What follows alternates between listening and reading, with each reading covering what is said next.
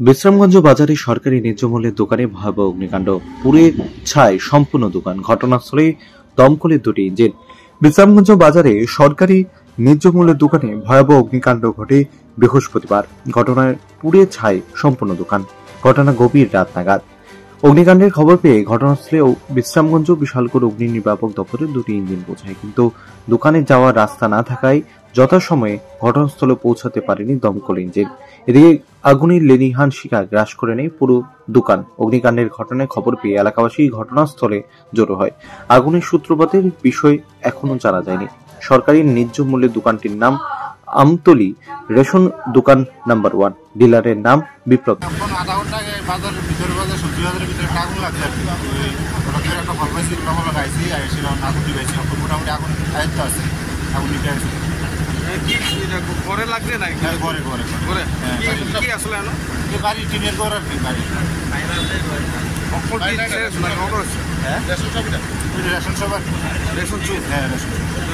বিশ্রামগঞ্জ বাজারে নাকি? এই তো বিশ্রামগঞ্জ সবজি বাজারের ভিতরে। কয়টা ইঞ্জিন আমার লাগছে? আমরা 3টা গাড়ি আছে। মানে আপনারা কয়টার সময় খবর পাইছেন?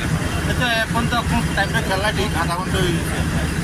গাড়ি কি আমরা শুধু বিশ্রামগঞ্জ আসছে? বিশ্রামগঞ্জ থেকে আসছে, বিশালগড় থেকে আসছে। কয়টা ইঞ্জিন আছে? টোটাল 3টা ইঞ্জিন আছে। মানে কি আগুন লাগছে? কি ঘর আছে? Ration soup. কার নাম আছে রেশনটা? এটা কোন জায়গা? বাজার মিডল পয়েন্ট সবজি বাজার। কোন জায়গা? বিশ্রামগঞ্জ বাজার।